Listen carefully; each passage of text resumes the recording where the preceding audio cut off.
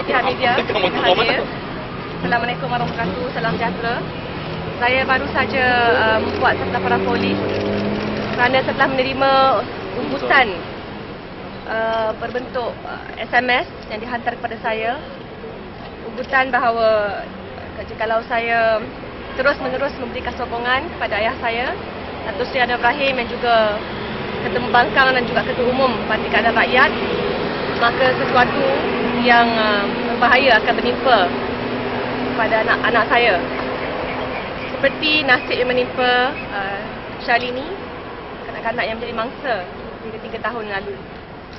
Jadi pada saya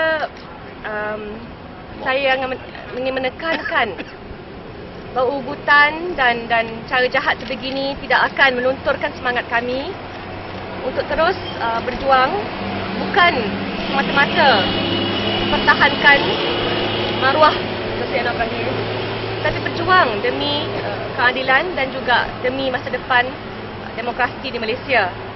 Yang saya harap menerusi langkah yang saya ambil, membuat laporan polis untuk memberi amaran pada individu-individu yang tidak bermoral, yang sanggup membuat perkara sekeji ini agar berhenti, kerana kita mahu mewujudkan satu suasana politik yang bertamadun. Dan kalau dulu boleh mengugut ayah dan ibu saya, sekarang boleh pula mengugut anak saya. Pada saya ini tak boleh langsung diterima, dan saya harap agar kita dapat terus mengekalkan ketamadunan dan juga civility dalam sistem politik. Dan saya juga menjemput pihak media supaya mengetengahkan isu ini, kerana bukan isu yang berkait dengan peribadi saya sendiri, tapi saya tak mahu mana-mana ahli politik tidak mengira latar belakang politik. Pimpinan BN pun sekalipun tidak seharusnya menerima atau beroperasi dalam tekanan ugutan sedemikian. SMS Saya akan tunjukkan SMS tersebut. Dan saya akan beri beberapa salinan kepada pihak media laporan polis saya.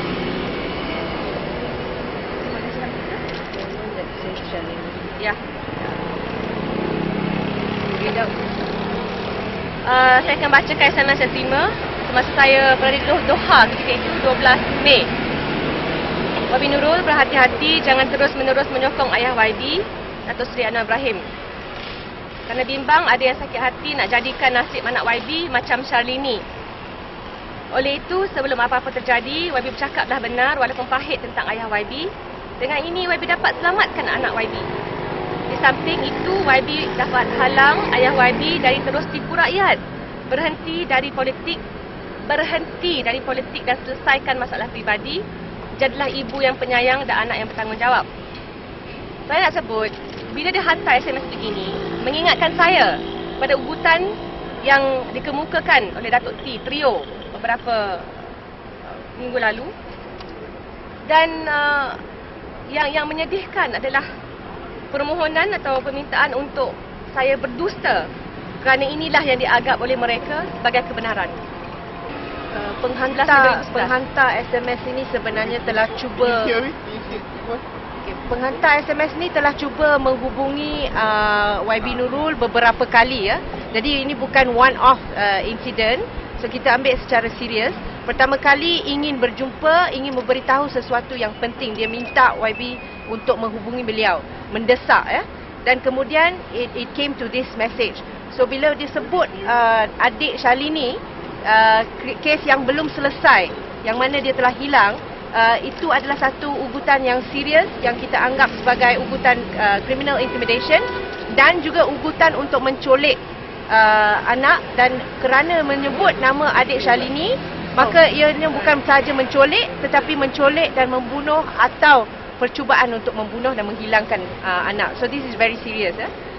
Dan you want to share my statement first? So other point kita nak bagi tahu ialah bahawa kaitan ugutan itu bersifat politik ya. Sebab first request ialah untuk meminta ayah kepada YB Nurul Izzah untuk menghentikan politik. It sounds strikingly similar to ugutan pertama yang menggunakan video seks dan mengatakan ask Presiden dan Ketua Umum Parti Keadilan Rakyat untuk menghentikan politik. Why is it so similar? So ini bermotif politik dan kita percaya pihak yang berkaitan adalah pihak yang sama kerana unsur dia sama, ugutan dia sama. Ugutan untuk menghentikan tu sama. Jadi this is not the first time dan termasuk kepada kes sabotaj kereta yang juga melibatkan nyawa keluarga Datuk Seri Anwar Ibrahim yang baru berlaku pada 19 April baru-baru ini.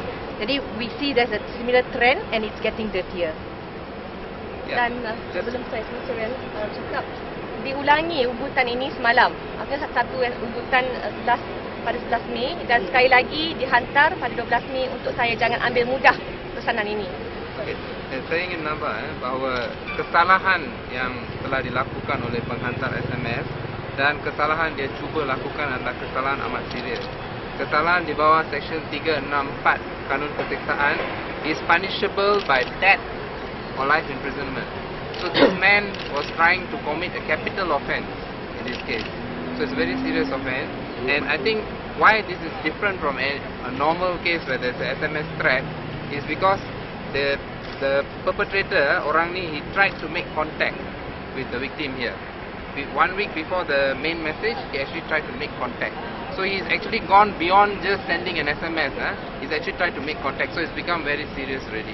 So in view of the seriousness, the capital offence, he's trying to commit a capital offence. He says macam Shalini, that means he's going to take the girl, make her disappear, maybe even kill her.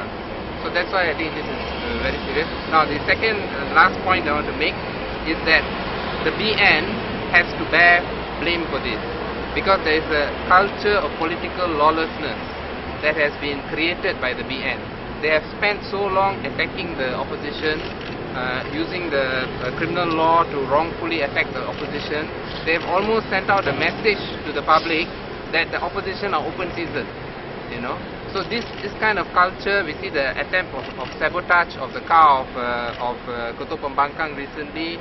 This one, we can see there is now a culture of political lawlessness in our country, and the BN must bear blame for this.